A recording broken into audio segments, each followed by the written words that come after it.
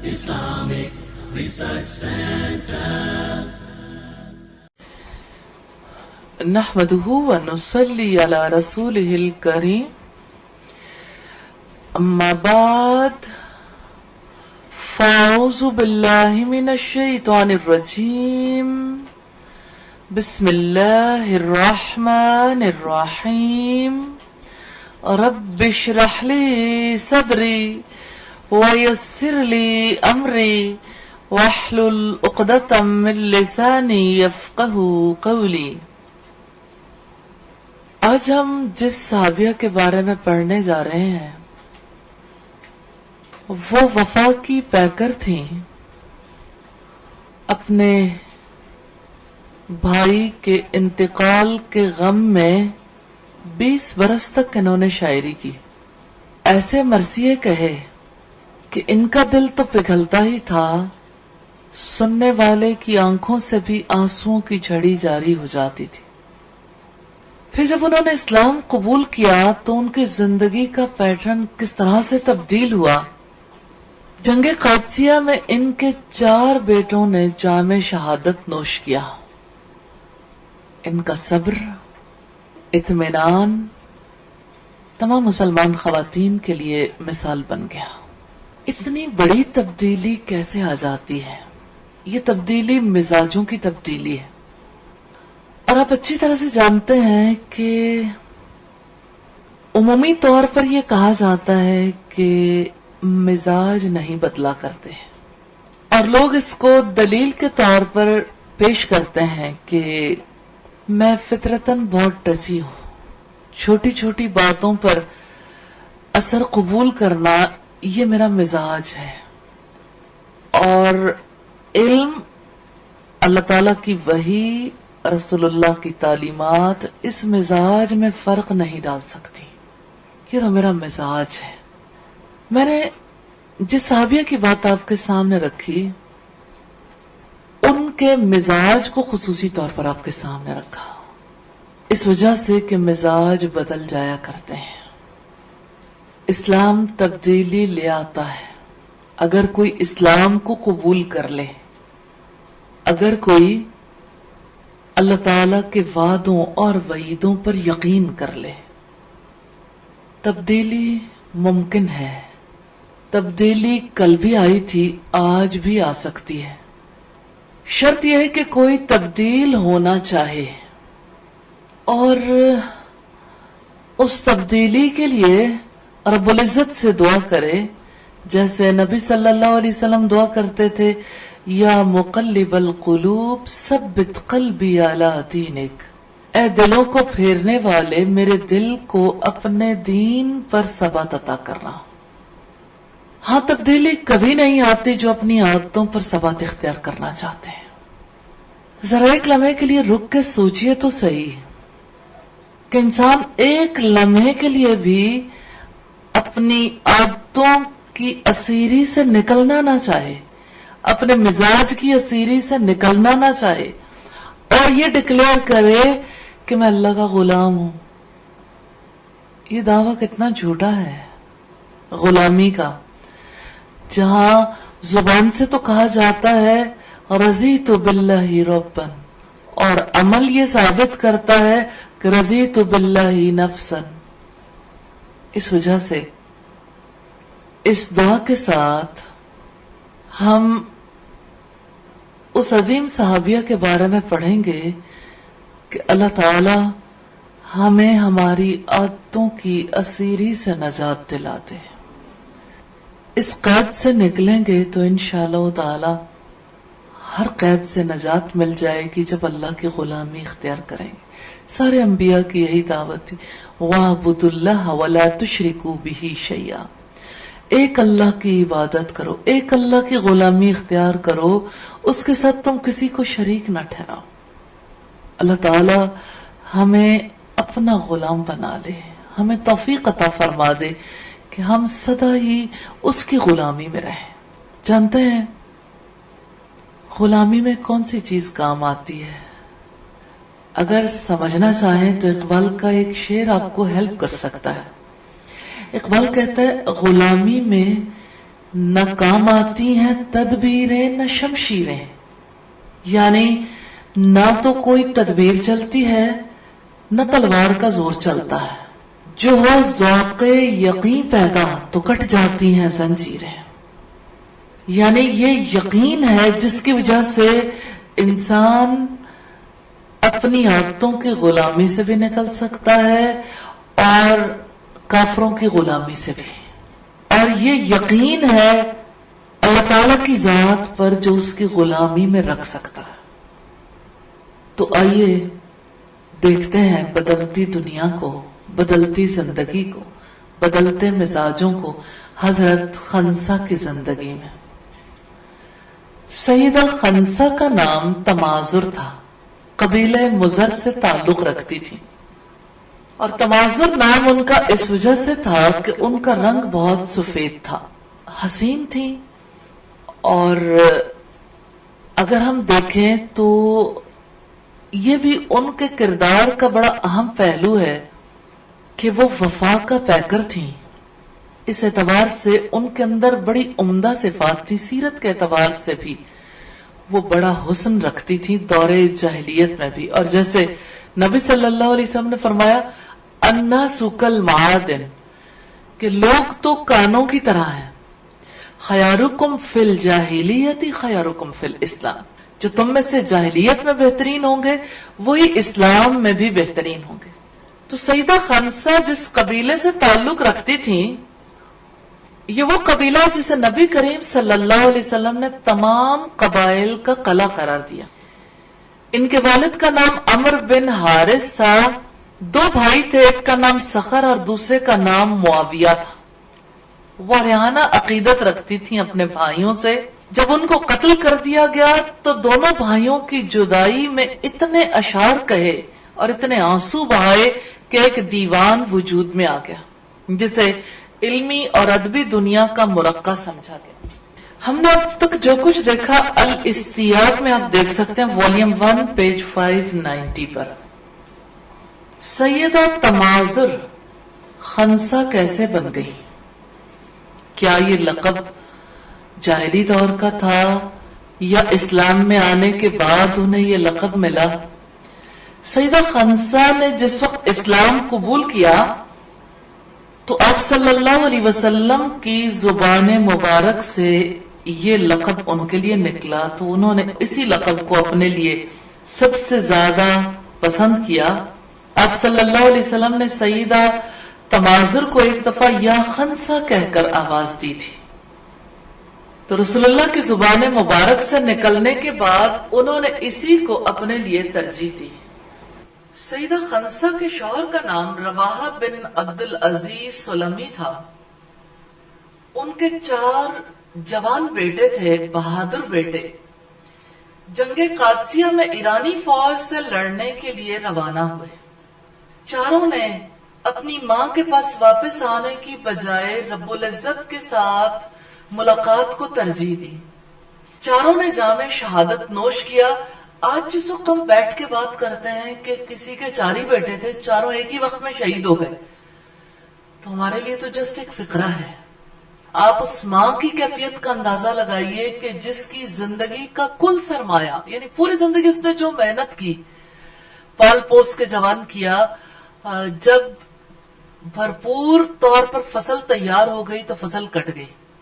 اس فصل کے کٹ جانے پر وہ اطمینان جو سیدہ خنسا کو تھا، وہ اطمینان دراصل ایسی چیز ہے جس کو ہم چاہتے ہیں کہ ہمیں اس کے بارے میں علم ہو جائے، ہم اس اطمینان کو جان سکیں اور اس اطمینان کو پا سکیں، کیونکہ یہ اطمینان ایمان کے ساتھ انسان کے اندر آتا ہے۔ یہ اتنی بڑی تبدیلی کیسے آئی؟ اس کے لیے ضرورت اس امر کی ہے کہ ہم جاہلی دور کی تمازر کو دیکھیں کہ وہ اس دور میں کیسی تھی۔ سیدہ خنسا بہادر تھیں، شجاع تھیں، فصاحت و بلاغت رکھتی تھیں، وفادار تھیں، انتہائی حسین تھیں، ذہانت و فطانت کا پیکر تھیں، اور اس کے ساتھ انتہائی اخلاص رکھتی تھیں۔ اپنی قوم کی بڑی مشہور و معروف شخصیات کی نگاہوں کا مرکز تھی۔ انہوں نے اپنے لیے رواحہ بن عبد العزیز کو رفیق حیات کے طور پر پسند کیا۔ ان کے چاروں بیٹے زمانہ جاہلیت میں ہر دل عزیز تھے۔ انہوں نے اسلام قبول کیا اور ان پر عرب مسلمانوں کو ناز تھا۔ ایک اور چیز جو ہمیں ان کے بیٹوں کے حوالے سے پتہ چلتی ہے وہ یہ کہ بیٹے بھی اپنی مرضی سے اسلام قبول کرنے والے تھے، اور آپ جانتے ہیں کہ ماں باپ کا اسلام اور اپنی مرضی سے قبول کیا ہوا اسلام مختلف ہوتا ہے۔ ماں باپ کے اسلام پر قائم لوگ اتنے زیادہ خالص نہیں ہوتے، اتنے زیادہ جب تک کہ وہ شعوری طور پر خود اس اسلام کو قبول نہ کریں۔ تو حضرت خنسا کے چاروں بیٹے ماں کے ساتھ اسلام قبول کرنے والے تھے۔ سیدہ خنسا کی شخصیت کے دو پہلو نمایاں تھے۔ ایک تو ان کی بلند پایہ شاعری تھی، اور یہ شاعری اس وقت منظر عام پر آئی جب ان کے دو بھائی قتل ہو گئے، صخر اور معاویہ۔ انہوں نے جی بھر کر آنسو بہائے اور ایسے دلدوز مرثیے کہے کہ جو سنتا تھا آنسو بہاتا تھا۔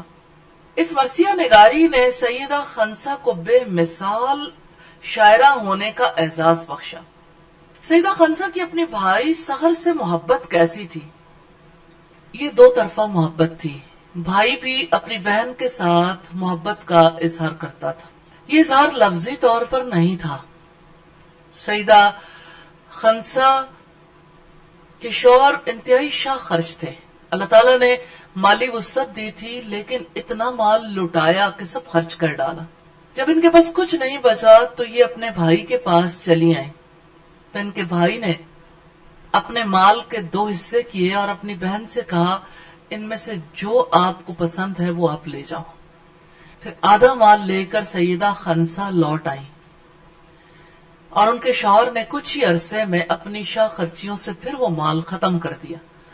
آپ امیجن کر سکتے ہیں کہ ایسی صورتحال میں ایک بیوی کی کیا کیفیت ہو سکتی ہے، وہ کس دکھ اور کس تکلیف کا شکار ہو سکتی ہے۔ لیکن سیدہ خنسا کو دیکھیے کیسے بیلنس قائم کیا ہوا کہ ایک طرف وہ شوہر کے ساتھ بھی حالات خراب نہیں ہونے دے رہی، دوسری طرف یہ کہ اپنی ان کیفیات کا تذکرہ اپنی فیملی سے بھی کرتی ہیں۔ پھر بھائی کے پاس لوٹ کر آئیں، بھائی نے اپنے مال کے پھر 2 حصے کر دیے جو اس کے پاس تھا، اور سیدہ خنسا سے کہا جو مال آپ لے جانا چاہتی ہو اپنی مرضی سے لے جاؤ۔ سیدہ خنسا پھر اس مال کو لے آئیں۔ ایسا 1-2 بار نہیں، متعدد بار ہوا۔ پھر جب اس بھائی کا انتقال ہوا تو اس کی اپنی بہن کی کیئر اور اپنی بہن پر مال نچھاور کرنا اور ایثار کرنا سیدہ خنسا کو رلاتا تھا۔ تو یہ 2 طرفہ محبت تھی جس کی وجہ سے سیدہ خنسا اتنی زیادہ انکلائنڈ تھی اور انہوں نے اتنی طویل مدت تک آنسو بہائے اور مرثیہ نگاری کی۔ سیدہ خنسا کے بھائی صخر کو ان کی بیوی نے ایک بار کہا تھا کب تک اپنا مال 2 حصوں میں تقسیم کر کے ان کو نوازتے رہو گے؟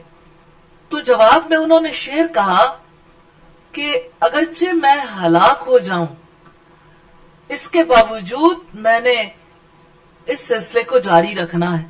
اور سیدہ عائشہ نے ایک بار سیدہ خنسا سے پوچھا تھا کہ جیسی صدری تم پہنتی ہو، اونی ڈریس ہوتا تھا اس دور میں، واللہ رسول اللہ کے ساتھ میں نے زندگی بتائی ہے اور اتنی عمر میں نے گزاری ہے، ایسی صدری میں نے کہیں نہیں پہنی، یعنی بہت ہی پیاری صدری ہے۔ تو انہوں نے کہا کہ میں اس کو کبھی اپنے سے جدا نہیں کروں گی، یہ میرے بھائی کی نشانی ہے۔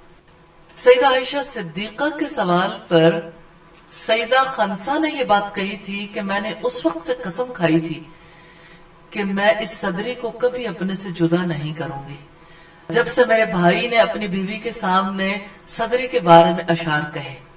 تو اس اعتبار سے ہمیں یہ پتہ چلتا ہے کہ سیدہ خنسا نے وفا شیاری کا حق ادا کیا، اور جو مرثیے انہوں نے اپنے بھائی کی یاد میں کہے وہ مرثیے ان کی زندگی کے بعد بھی عربی ادب کا قیمتی حصہ سمجھے جاتے ہیں۔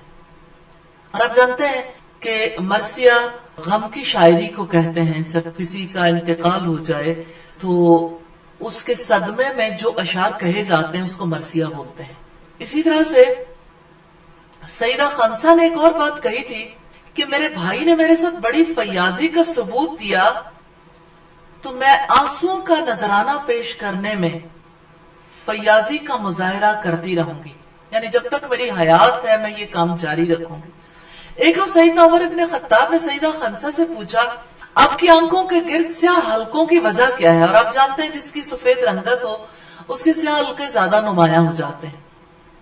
تو انہوں نے جواب دیا کہ مضر قبیلے کے سرداروں کے قتل پر رونے کی وجہ سے میری آنکھوں کی یہ حالت ہوئی۔ سیدنا عمر ابن خطاب نے فرمایا خنسا وہ تو جہنم میں ہے۔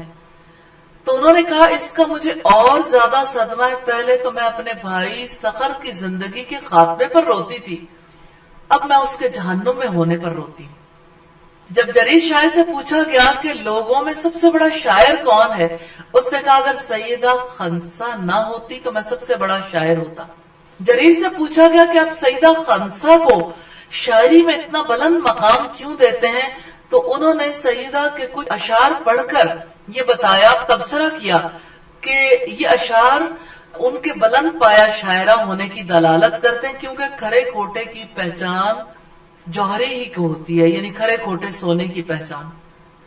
سیدہ خنسا اپنے بھائیوں پر آنسو کیوں بہاتی تھی؟ جس ماحول میں انہوں نے پرورش پائی تھی، اپنے ماحول میں انہوں نے یہی کچھ سیکھا تھا۔ انسان جس ماحول میں رہتا ہے، جس خاندان میں تربیت پاتا ہے، جن لوگوں کے درمیان رہتا ہے، وہ کلچر، وہ ساری رسوم و رواج اور وہ سارے معاملات جو ارد گرد کے ماحول میں ہوتے ہیں وہ انسان پر اثر انداز ہوتے ہیں۔ اب دیکھیے جیسے آج کی سوسائٹی میں بھی بہت ساری چیزیں ایسی ہیں جس کے بارے میں انسان نہیں سوچتے، لیکن وہ لوگوں کے مزاج کے اندر در آئی ہیں۔ جیسے لوگوں کے مزاج کے اندر بخل در آیا ہے، اور بخل کس چیز کے بارے میں؟ اللہ کی راہ میں خرچ کرنے کے بارے میں۔ کتنی ہی چیزیں ہیں جو اس بخل پر آمادہ کرنے والی ہیں۔ جیسے اب دیکھیے کہ اس کے پیچھے بچت اسکیموں کا بہت بڑا ہاتھ ہے کہ لوگوں کو یہ سمجھایا جاتا ہے کہ جو آپ بچا لو گے وہ دراصل آپ کا مال ہے اور وہی آپ کے کام آنے والا ہے۔ پھر لائف انشورنس کے لیے جو بیمہ انشورنس کے لیے جو سلسلے ہوتے ہیں، یہ بھی بخیلی کے لیے بڑا اہم رول پلے کرتے ہیں۔ اور اسی طرح سے جس چیز میں فیاضی سکھائی گئی وہ عجیب ہے، ساری رات باتوں میں فیاضی ہے، عمل میں بخیلی ہے۔ یعنی عملی طور پر کہاں پہ پہنچا دیا کہ ہر انسان یہ سمجھتا ہے کہ میرے لیے سب سے بڑی چیز میری ذات ہے، میں ہوں اور میں ہوتا رہتا ہوں۔ من کی مان، اپنے دل کی ماننے کے لیے لوگوں کو پورے طریقے سے تیار کیا گیا، اس وجہ سے ایثار نہیں ہے، باہمی تعاون نہیں ہے۔ لوگ اپنے گھرانے کو، اپنی ذات کو، اپنے معاملات کو پریفرنس دیتے ہیں۔ بخیلی اس حد تک بڑھی کہ لوگوں نے آگے بڑھ کے اپنی نسل کو ہی اپنے مخالف سمجھنا شروع کر دیا۔ مثال کے طور پر آپ دیکھیے کہ کیا سمجھتے ہیں کہ کیا یہ ایک فقرہ ہے کہ آبادی کا بھوت وسائل کو کھا جائے گا۔ ایک دفعہ میں پنڈی گئی جی ٹی روڈ سے، تو روات پر ایک بورڈ لگا ہوا تھا، ریلی کئی برس تک یہ بورڈ لگا رہا کہ اتنا بڑا ہاتھ جیسے کسی جن کا ہاتھ ہوتا ہے کہ یہ بھوت ہے جو وسائل کو کھا جائے گا۔ تو آپ دیکھیے یہ آبادی، ملکی آبادی اگر سمجھے تو سب لوگ سمجھتے ہیں کہ ہاں آبادی نہیں ہونی چاہیے۔ یہ امپیکٹ ہر فیملی کے اندر آیا، کم بچے خوشحال گھرانا، یعنی بچوں کے بارے میں بھی بخیلی آئی۔ میں صرف آپ کو یہ بتا رہی ہوں کہ ماحول کا اتنا بڑا اثر ہوتا ہے انسانوں کی زندگی پر۔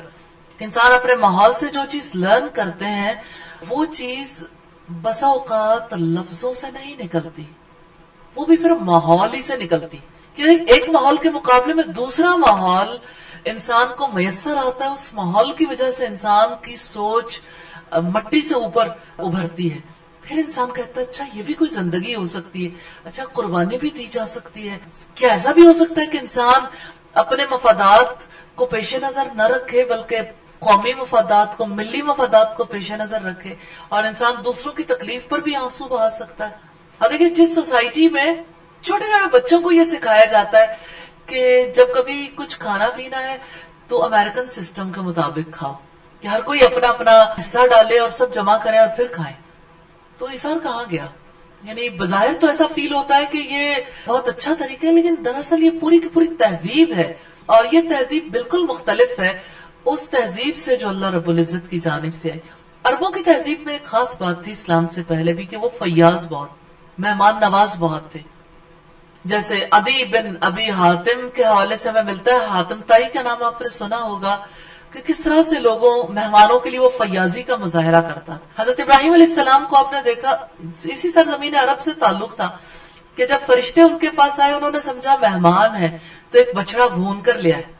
یعنی آپ اپنی سوسائٹی میں ایسی چیزیں نہیں پائیں گے، جو چیزیں بھی ہوں گی وہ تکلف کے تحت ہوں گی، دوسرے کے اوپر اپنا امیج بلڈ کرنے کے لیے. ایون مہمان نوازی بھی ہوگی تو اپنے آپ کو فیاض دکھانے کے لیے. اور آپ جانتے ہیں ریاکاری اور اخلاص میں بڑا فرق ہے.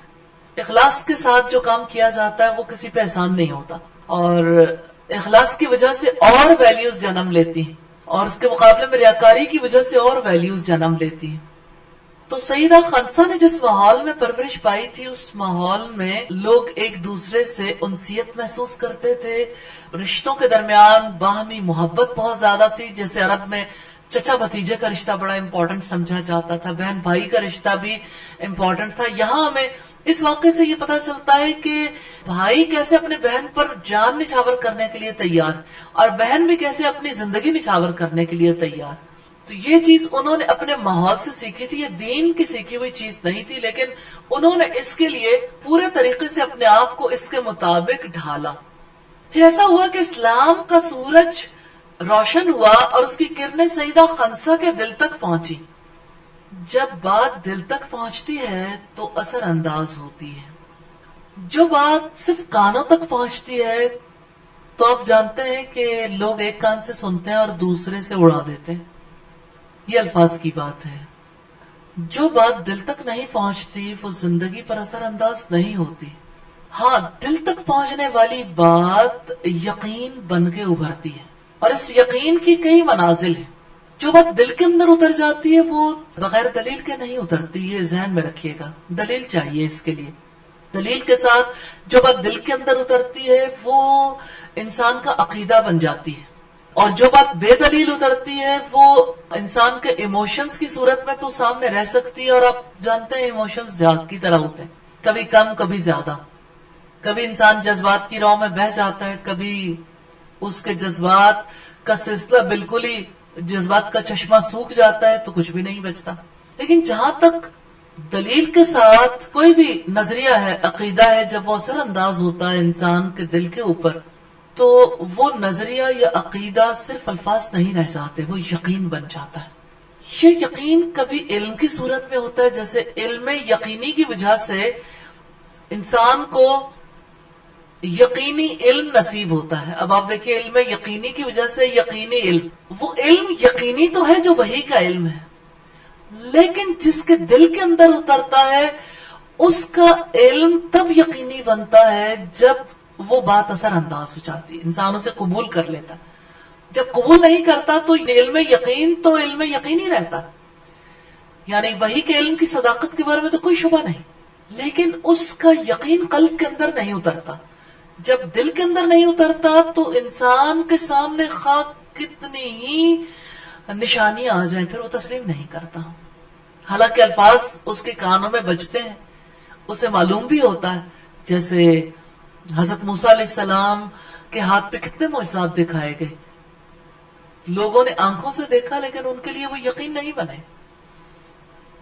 کیونکہ حضرت موسیٰ کی دلیل ان کے دل کے اندر نہیں اتری تھی، اس لیے معجزات دیکھ کر بھی ایمان نہیں لائے.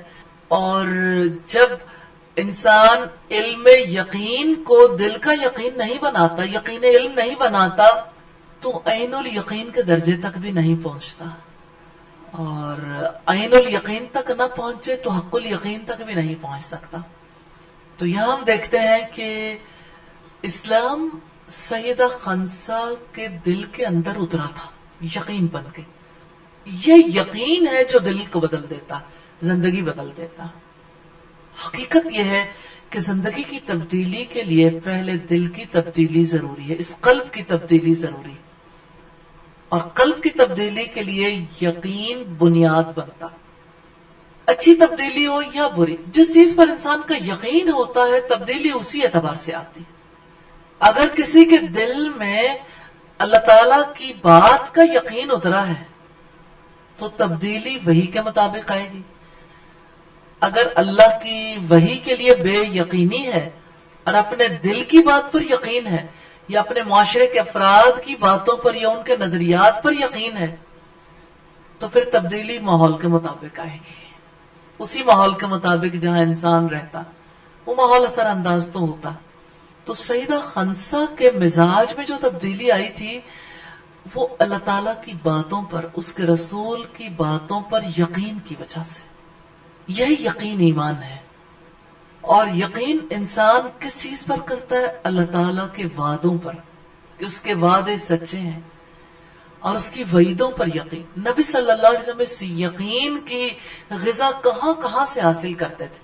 جیسے اب صلی اللہ علیہ وسلم جب نصف رات کے بعد یا رات نیند کے بعد بیدار ہوتے تھے تو آپ فرماتے تھے اللہم انت الحق، اللہ تیری ذات حق ہے، وقولک حق، اور تیری بات حق ہے، ولقاؤک حق، اور تیری ملاقات حق ہے.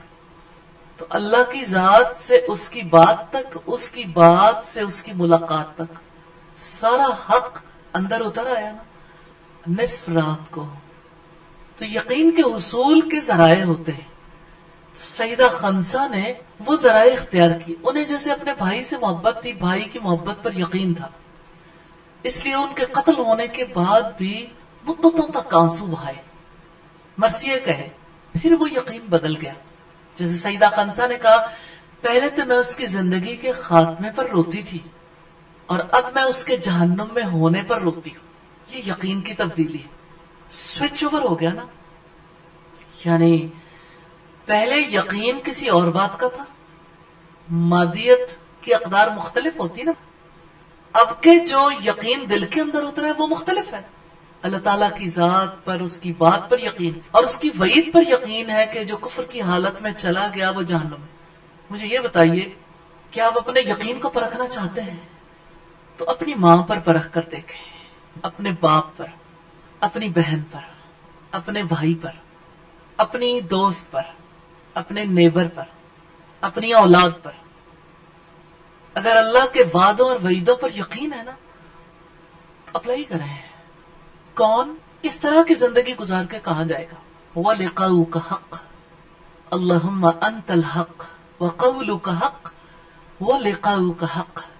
اس حق کے بارے میں اپنے آپ کو دھوکہ نہ دیں. یخادعون اللہ والذین آمنوا وما یخدعون الا انفسهم. اس دھوکے سے نکل آئیں، دھوکے میں نہ رہیں، سچائی پر یقین رکھیں. جب آپ کا یقین پختہ ہوگا تو آپ کا دل تڑپ اٹھے گا، پھر آپ حق بات کو سب سے پہلے اپنے گھر والوں تک پہنچاؤ گے. تو آپ اگر اللہ کے وعدوں اور وعیدوں پر یقین رکھتے ہیں تو پھر انالیسس کریں گے، تجزیہ کریں گے اپنا کہ آپ کہاں سٹینڈ کرتے ہیں، گھر والے کہاں سٹینڈ کرتے ہیں. پھر اگر آپ یہ کہیں گے چلو کوئی بات نہیں، اتنا تو ہوتا ہے، یہ نفاق کے راستے ہیں. دیکھیں جب آپ وزن کرتے ہیں، مثال کے طور پر 1 kg شوگر ہے، ٹھیک ہے، تو آپ کہتے ہیں چلو کوئی بات نہیں 10 kg سمجھ لیتے ہیں. پریکٹیکلی ایسا نہیں ہوتا. اگر آپ 1 kg نمک خریدتے ہیں تو آپ یہ نہیں کہتے کہ چلو کوئی نہیں کہیں سے یہ بھی میٹھا ہی ہوگا. اس قسم کے دھوکے دیتے ہیں ہم اپنے آپ کو. اس دھوکے سے نکل آئے، مزاج تب بدلیں گے. حقیقی تبدیلی تب آئے گی جب اللہ کی بات پر یقین ہوگا. ابلیس جانتے ہیں انسان کو کس سٹیج پر لے آتا ہے کہ جس نے مجھے یہ بات بتائی ہے وہ خود کیسا ہے، ذہن کسی اور طرف لگا دیتا ہے. اچھا اگر اس کے بارے میں بات نہیں آئی تو اس نے کیسا ماحول بنایا، وہ کیسے لوگوں کو ترجیح دیتا، یعنی اصل سے ہٹا دیتا. ابلیس کے ساتھ کیا معاملہ ہوا تھا؟ اللہ تعالیٰ نے ایک ہی بات کہی تھی فرشتوں سے بھی ابلیس سے بھی کہ آدم کو سجدہ کرو. سارے فرشتوں نے سجدہ کیا، ابلیس نے کیوں نہ کیا؟ ابا واستکبر وکان من الکافرین. انکار کیا، اس نے تکبر کیا. اور اس کے پیچھے کیا تھا؟ بیہائنڈ دا کرٹن دیکھیے. اللہ تعالیٰ نے جب ابلیس سے پوچھا ما منعک الا تسجد، کس چیز نے تجھے روکا کہ تو سجدہ نہ کرے اس کو جسے میں نے اپنے ہاتھوں سے بنایا؟ ابلیس نے کہا تو نے اسے مٹی سے بنایا، مجھے آگ سے. تو نے اسے مٹی سے بنایا، مجھے آگ سے. تو نے اسے مٹی سے بنایا، مجھے آگ مٹی سے افضل ہے، انا خیر من، میں اس سے بہتر. تو سوچئے ابلیس ڈی ٹریک کہاں سے ہوا؟ اس نے اللہ کے حکم کے مقابلے میں حکم کو کہاں لے جا کے دیکھا کہ اس حکم کے نتیجے میں فضیلت مل رہی ہے آدم کو، تو فضیلت کی بنیاد اس نے بدل دی کہ وہ بنیاد بدل جائے گی تو اس کی وجہ سے حکم بھی بدل جائے گا. تو بنیاد کیا بنائی؟ پیدائش. اللہ تعالیٰ نے بنیاد کس چیز کو رکھا تھا؟ اپنے حکم کو. کیا یہ بات آپ کو زندگی میں یاد رہے گی؟ اس موقع پر جہاں آپ ڈی ٹریک ہو رہے ہوں گے کہ کہیں میں تو اس جگہ پر نہیں آ گئی جس جگہ پہ آنے کے بعد اللہ تعالیٰ کے حکم کی اطاعت نہیں ہوتی. آپ اپنی زندگی میں پرکھیں، جہاں کہیں اللہ تعالیٰ کی اطاعت نہیں ہوتی، پیچھے اسی طرح کے کانسیپٹ کی غلطی ہوتی ہے، تصور کی غلطی، فکر کی غلطی ہوتی ہے. اور ایسا انسان کے ساتھ لمحے لمحے ہوتا ہے. مثال کے طور پر جیسے رات آپ کا بڑا جی چاہتا ہے کہ رمضان میں قیام اللیل کیا، اب بھی میں تہجد پڑھ لوں. دل تو چاہتا ہے رات کو سوتے ہوئے کہ اچھا ٹھیک ہے میں صبح یا نصف رات کو اٹھوں گی، لیکن سوتے ہوئے آخری بات یہ ذہن میں رہ گئی ابھی بہت تھکی ہوئی ہوں. پھر جب آنکھ کھلی تو پہلی بات ذہن میں آئی ابھی تو تھکی ہوئی ہوں، تھوڑی دیر اور سو لوں. ڈی ٹریک کیسے ہوتا ہے انسان؟ ایک چھوٹا سا خیال بدل دیتا ہے زندگی کو، اور یوں ہر روز موقع ختم ہوتا چلا جاتا ہے.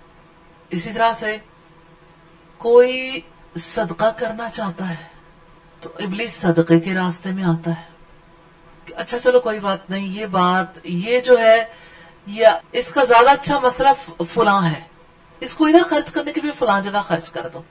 اپنی جگہ سے تو آپ ہل گئے نا. اب جب ہلے تو آپ نے کہا فلاں جگہ خرچ کریں گے، جب فلاں جگہ کی بات آئی تو فلاں ایک اور آ گئی، اور شفٹ ہوتے ہوتے بات ختم ہو گئی.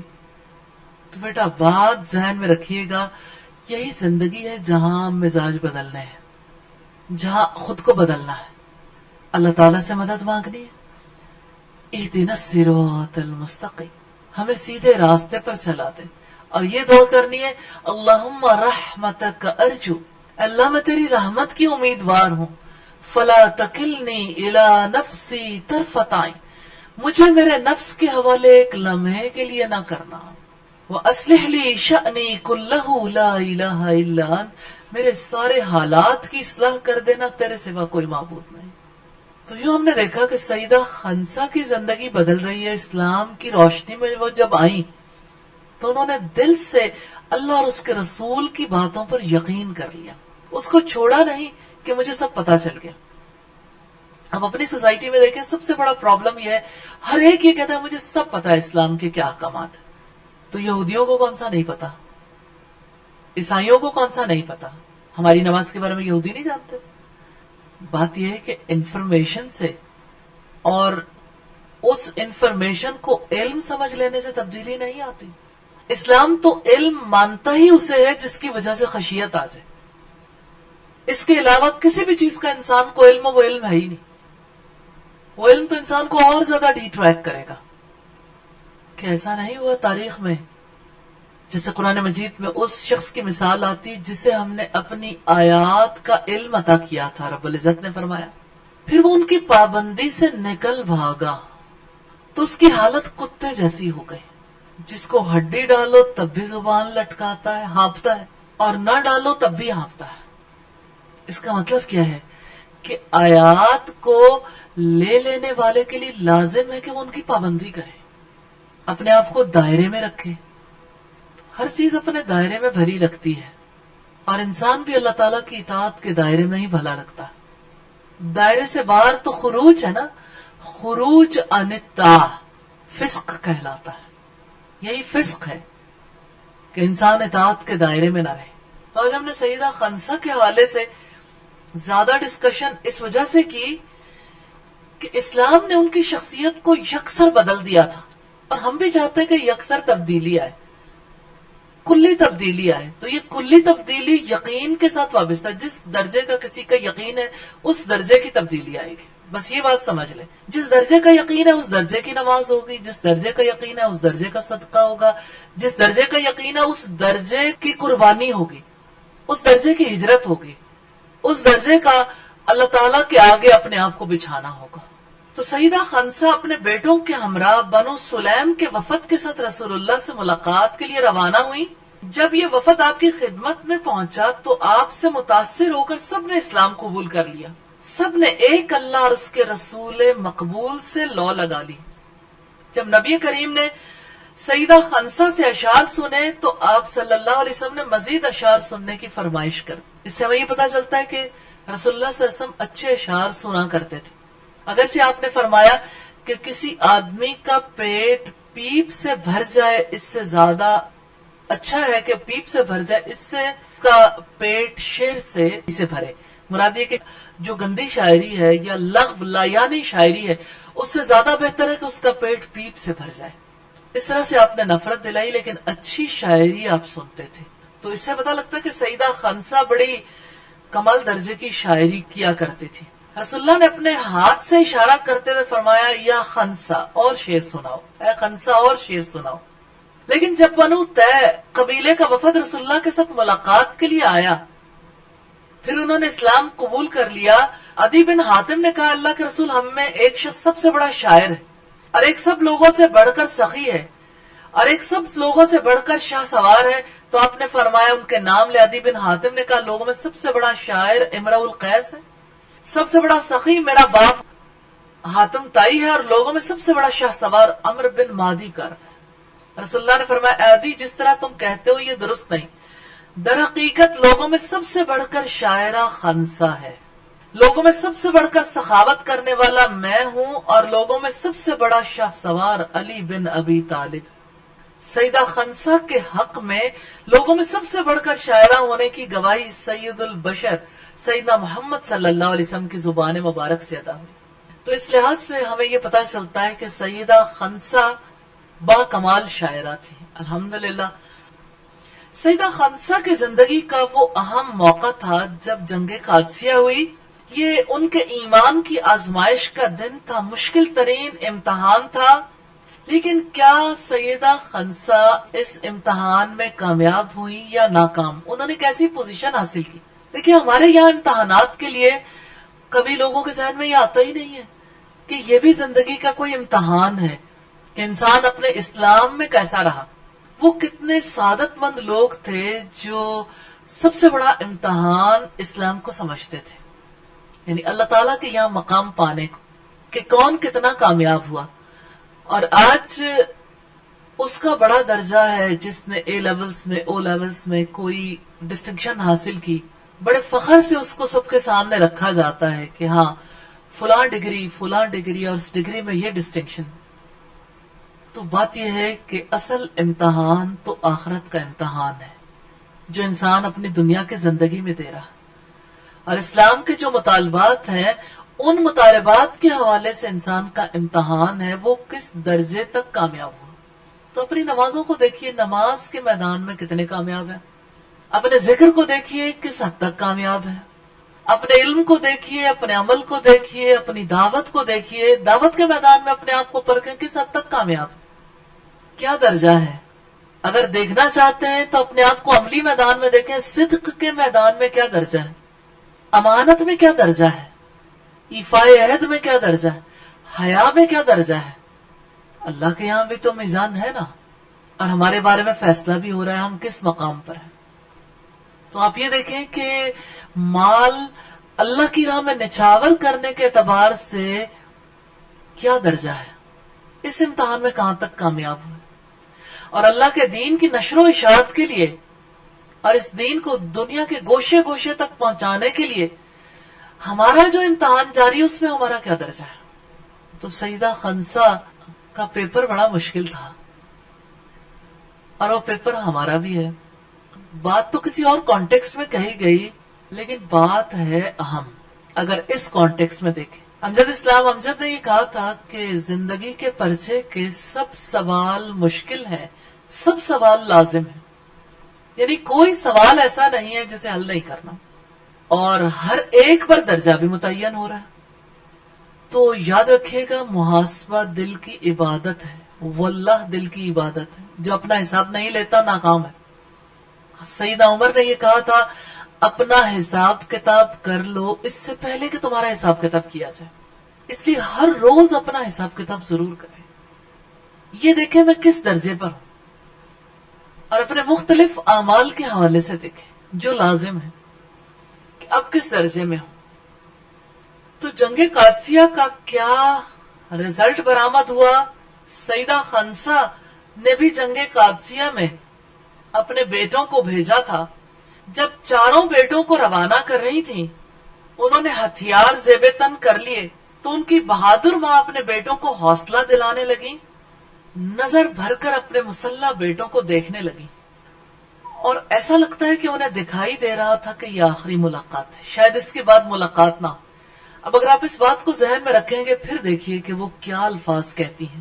انہوں نے کہا، اے میرے پیارے بیٹو، تم نے بخوشی اسلام قبول کیا اور اپنی پسند کے مطابق ہجرت اختیار کی. اس اللہ کی قسم جس کے سوا کوئی اور معبود حقیقی نہیں، تم ایک آدمی کے بیٹے ہو اور ایک ماں نے تمہیں جنم دیا. میں نے تمہارے باپ کے ساتھ کبھی خیانت نہیں کی اور نہ تمہارے ماموں کو رسوا کیا اور نہ تمہارے حسب نسب میں کوئی آمیزش آنے دی. تم یہ بات اچھی طرح جانتے ہو کہ مسلمانوں کے لیے کافروں کے ساتھ جنگ کرنے میں کتنا ثواب ہے. تم اس بات کو بھی خوب اچھی طرح جان لو کہ باقی رہنے والا گھر فنا ہونے والے گھر سے کہیں بہتر ہے. اللہ سبحانہ و تعالی نے فرمایا، یا ایھا الذین آمنوا اصبروا وصابروا ورابطوا واتقوا اللہ لعلکم تفلحون. سورہ عمران کی آخری آیت ہے 200 نمبر پر. اے لوگو جو ایمان لائے ہو، صبر سے کام لو، باطل پرستوں کے مقابلے میں پامردی دکھاؤ، حق کی خدمت کے لیے کمر بستہ ہو جاؤ، اللہ سے ڈرتے رہو، امید ہے کہ تم فلاح پاؤ گے.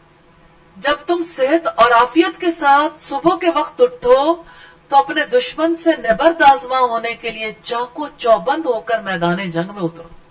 جب لڑائی کی آگ بھڑک اٹھے، زور کا رن پڑے تو پورے جوش و ولولے کے ساتھ اس میں داخل ہو جاؤ. پھر یا تم غازی بن کر کامیابی حاصل کرو گے اور مال غنیمت کے ساتھ واپس لوٹو گے، یا شہید ہو کر خلد بری کے معزز مہمان بن جاؤ گے. ہر دو صورت میں کامیابی اور کامرانی تمہاری قدم بوسی کرے گی. آپ مجھے یہ بتائیے، کیا اللہ کے وعدوں پر یقین کے بغیر ایسے الفاظ کہے جا سکتے ہیں؟ ایک ماں اپنے بچوں کو الوداع کہہ سکتی ہے، نہ اس کی آنکھ میں آنسو ہے، نہ اسے کوئی گھبراہٹ ہے، نہ جدائی کا غم ہے. ہاں، اس ماں نے جان لیا تھا کہ میرا بیٹا میرے رب کی امانت ہے. وہ اللہ کی امانتوں کو اللہ کے حوالے کرتے ہوئے بالکل مطمئن تھی. یہ یقین ہے کہ بچے رب کی امانت ہے. اس یقین کے ساتھ اپنے بیٹے اللہ کی راہ میں قربان کرنے کے لیے دیے جا سکتے ہیں. اور سیدہ خنسا کی یہ بات کہ تم ایک باپ کی اولاد ہو، اس اعتبار سے بہت زیادہ اہم ہے کہ عربوں کے ماحول میں یہ پتہ نہیں ہوتا تھا کون کس کی اولاد ہے. نسب بہت خراب ہو گئے تھے، خواتین پاکیزہ نہیں تھی. اور ایک ماں کی اولاد ہو اور میں نے تمہارے ماموں کو رسوا نہیں کیا، یعنی میں کبھی بد کردار عورت نہیں تھی. یعنی اللہ نے تمہیں جو صالحیت عطا کی ہے اس کے پیچھے کی کوششیں کیا ہیں کہ تمہاری ماں بھی پاک باز عورت تھی، جس نے تمہیں جنم دیا اور جس نے تمہاری پرورش کی اور جس کے ساتھ تم نے اسلام قبول کیا. اور اب جب تم اسلام قبول کر چکے ہو تو اللہ کی راہ میں جا رہے ہو، یا غازی بن کر لوٹو گے. یہ بھی نہیں کہا غازی بن کر میرے پاس آ جانا، یا اگر جان آفرین کی سپرد کی تو معزز مہمان بن کر جاؤ گے. کیسی ترغیب دلائی ماں نے اپنے بچوں کو. وہ ایسی ترغیب تھی کہ ایک ایک بچہ شہید ہو گیا، ہر ایک نے اسی چیز کو سامنے رکھا. الحمدللہ. تو ایک مومن ماں ہمیشہ اپنے بچوں کے اندر اسی طرح بہادری کی رمق پیدا کرتی. ماؤں سے بچے ایسے ہی حوصلہ پاتے ہیں. اور سیدہ خنسا کے بچے، ان کے بیٹے ایک اکھڑ مزاج ظالم دشمن کے مقابلے کے لیے روانہ ہوئے تو ان صالح بیٹوں نے اپنی والدہ کی وصیت کو میدان جنگ میں اترنے کے لیے زیادہ راہ بنا لیا. ماں کی وصیت بیٹوں کے لیے ایسی روشنی ثابت ہوئی جس سے میدان میں اجالا ہو گیا، یہاں تک کہ انہوں نے اپنے دشمن سے وہ کچھ حاصل کر لیا جس کی وہ امید رکھتے تھے. اور جانتے ہیں وہ کیا تھا؟ شہادت. شہادت ایسی سعادت ہے جسے انسان دشمن سے حاصل کرتا ہے، اللہ کے دشمنوں سے. تو کوئی اللہ کے دشمنوں کے ساتھ مقابلہ کرنے کے لیے کیوں نکلتا ہے؟ تاکہ ان سے اپنی سعادت لے لے، شہادت. اور اگر وہ یہ نہ دے پائے تو پھر غازی بن جائے اور مال غنیمت بڑھ کر لے لیں. کیونکہ مسلمان کا نقطہ نظر یہ نہیں ہوتا کہ وہ کسی زمین کو ہتھیائے یا مال غنیمت حاصل کرے. شہادت ہے مطلوب و مقصود مومن، نہ مال غنیمت نہ کشور کشائی. تو یہ بلند مقصد ہمیشہ ہر مجاہد اپنے سامنے رکھتا ہے. انہوں نے اپنی والدہ سے پختہ عہد کیا تھا یا وہ غازی بنیں گے یا شہید ہو جائیں گے، ان دونوں میں سے ایک اعزاز ضرور حاصل کریں گے. جب یہ بہادر اپنی والدہ سے میدان جنگ کی طرف پلٹے تو ان کے کانوں میں ماں کی دعائیں نغمہ سرا تھیں، جو ان کے لیے جوش و ولولے اور جذبے کا باعث تھی، جو ان کے خوف، تردد اور بزدلی کو بھگا رہی تھی. یہ ایسے نوجوان تھے جو اپنے رب پر ایمان لائے تھے، رشد و ہدایت سے آراستہ ہو چکے تھے، اور وہ اپنی ماں کے فرما بردار بیٹے تھے، اور اپنے دشمن کے خلاف ان کے دل غیظ و غضب سے بھرے ہوئے تھے. وہ قوت ایمان سے آراستہ تھے، خوف و ہراس ان کے قریب بھی نہیں پھٹکتا تھا. پھر ایک ایک بیٹا دلیری اور بہادری کے ساتھ دشمن سے پنجہ آزما ہوتے ہوئے جام شہادت نوش کر گیا. چاروں بیٹے شہید ہوئے. اللہ سبحانہ و تعالی ان پر اپنی رحمت برسائے. جنگ قادسیہ کے بہادر جنگجو فتح یاب ہو کر واپس آئے، لیکن سیدہ خنسا کے چاروں بیٹے نہ آ پائے. پھر سیدہ خنسا میدان جنگ کی طرف روانہ ہوئی تاکہ اپنے بیٹوں کے بارے میں معلوم کریں اور ان کی خوشبو محسوس کر سکیں، شہید کی خوشبو. میدان جنگ سے واپس آنے والے ایک شخص نے سیدہ خنسا کے قریب آ کر درد بھرے انداز میں بتایا، آپ کے چاروں بیٹے جام شہادت نوش کر چکے. تو انہوں نے جذبہ جہاد سے سرشار ہو کر اپنے سینے پر زخم کھائے. یہ بات سیدہ خنسا نے ان کے جواب میں کہی کہ وہ میدان جنگ سے پیٹھ پھیر کر نہیں بھاگے.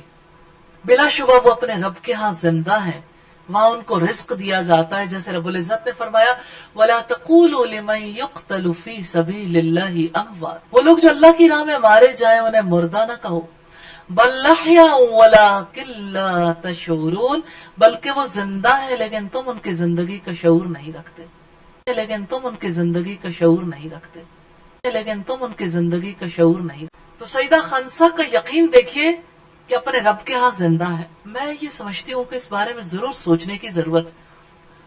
پڑھتے ہوئے، سنتے ہوئے انسان کو یقین محسوس ہوتا ہے، لیکن بیٹے کی شہادت، اپنی کسی قیمتی متاع کو قربان کرنے کے بعد یقین کا پتہ چلتا ہے کہ ہاں واقعی اللہ کے وعدوں پر یقین ہے کہ میرا بیٹا زندہ ہے، کہ وہ اپنے رب کے ہاں رزق پا رہے ہیں.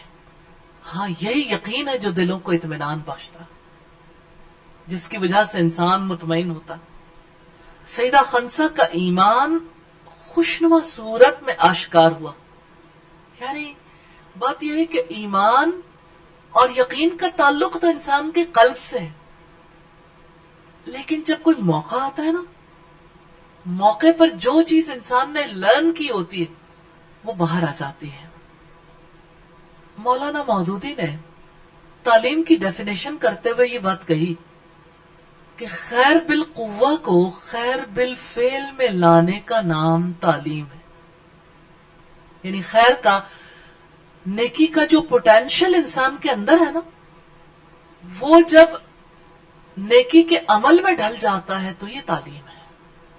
تو وہ ایمان اور یقین جو ان کے اندر اترا تھا، وہ یقین ان کے الفاظ بن کر دوسروں کو بھی قوت دے رہا تھا.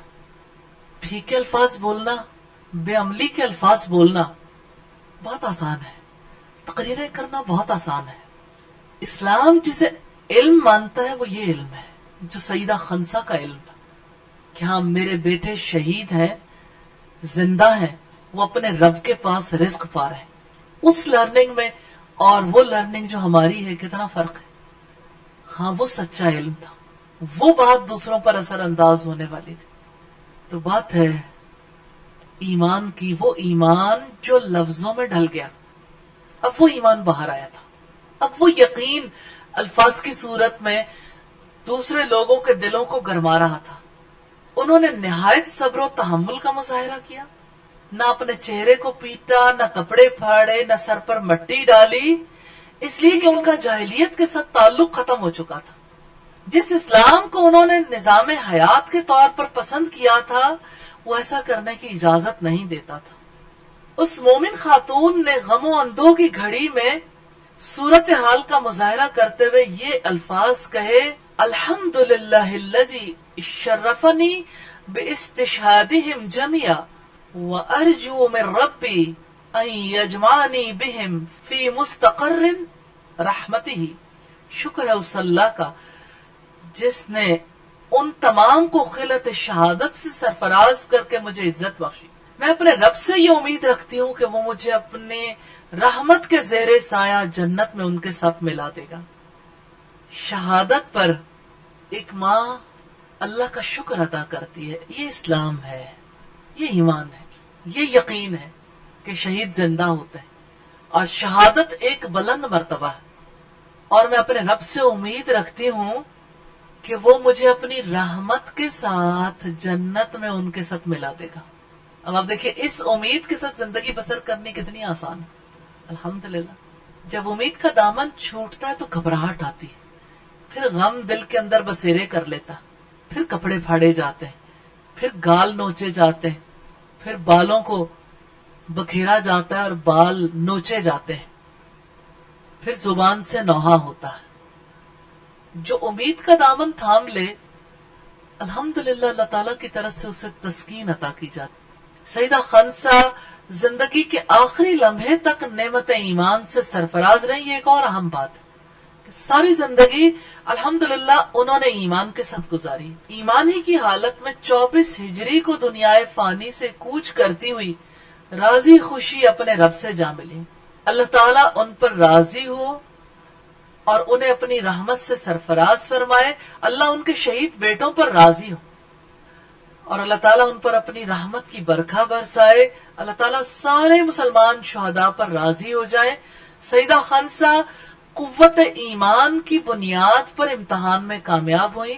اللہ تعالیٰ انہیں جزائے خیر سے نوازے اور اللہ تعالیٰ سے یہ دعا ہے کہ اللہ تعالیٰ ہمارے ایمان کو بھی قوی بنا دے. اور سیدہ خنسا کی زندگی سے ہمیں بہت سے سبق حاصل کرنے کی توفیق عطا فرمائے. اور اللہ تعالیٰ سے دعا ہے کہ ہمیں ان کے حالات پڑھتے ہوئے جس طرح سے ہم آپس میں بات چیت کرتے ہیں اللہ تعالیٰ اس کو ہمارے لیے ایمانی قوت کا ذریعہ بنا دے.